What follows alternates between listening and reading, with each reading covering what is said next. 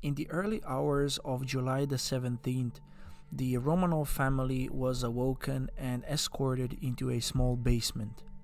What the family thought was a plan for escape turned out to be an execution order from Vladimir Lenin.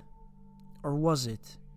To the surprise of many, it's still unknown who really signed the order. There certainly aren't any written documents describing or ordering the execution. And so what happened that midnight in a small basement somewhere far away in Siberia remains point of debate. Today, there seem to be two sides of the story, one who blame Lenin and the other defending him. One of their main reasons was the fact that there is no order of execution signed by Lenin. On the other hand, back in those times, stuff like this could easily be ordered orally. Furthermore, the Bolshevik party at that time wasn't even that organized and united, so it was kinda hard to keep the actions of the members in full control, something that Stalin achieved years later. And add on the fact that the communication was slow, a letter from Moscow to Yekaterinburg in Siberia and back to Moscow took days. So that means that the Ural Soviet, who were by the way very radical, took the matter into their own hands before receiving the further orders and informations. It's also known that the Ural Soviet asked for permission for the act more than once, but there was no answer from Moscow. So when the White Army was just kilometers away from rescuing the family, the Ural Soviet panicked and ordered the execution. No matter which side you're on, the bloody act certainly didn't help the party's image. And the Bolsheviks tried to hide or plain out deny the murders. It was reported that Tsar was dead, but the family was still alive somewhere. Of course, that wasn't the case. The whole family, including kids, was executed because Russia at that time was full of the royal imperialists who tried to restore the crown. So if one of the kids survived, he or she could become the ruler again.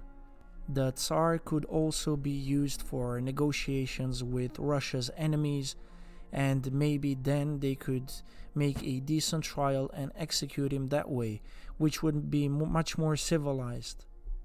But as I said, White Army wanting to liberate the family was approaching, and they were at one point so close that the captured Romanov family could hear their gunshots. They would eventually capture the house about a week later, but it was already too late.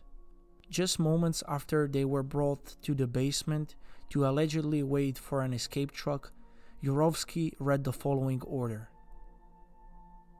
Nikolai Alexandrovich, Alexandra Feodorovna, Alexei Nikolaevich, Olga Nikolaevna, Maria Nikolaevna, Tatiana Nikolaevna, Anastasia Nikolaevna, the Ural Regional Soviet Committee has sentenced you to death. Tsar Nicholas, just realizing that the truck he heard outside wasn't there to rescue him, but rather to transport his dead body, managed to say, "What?" And after Yurovsky read the order one more time, he shot the Tsar in front of his family and then continued executing the other family members. The details are pretty fucked up, and that's coming from a guy that watched Beskor as a kid. Take it from me, if you want to read the details of execution, there are plenty of stuff on the internet, but I warn you, you will have nightmares later. And so that was the end of the 300-year-long rule of the Romanov family, the last of whom wouldn't even live long enough to see the lights of the following day. I'd like this video to start a conversation in the comments. There is a bunch of stuff that I wasn't able to mention. Guys, please keep in mind that these videos are short, so in 10 or 5 minutes I really can't say that much.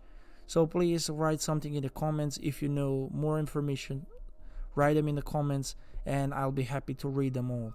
And as always, thank you for watching and please like this video. I'll see you next time.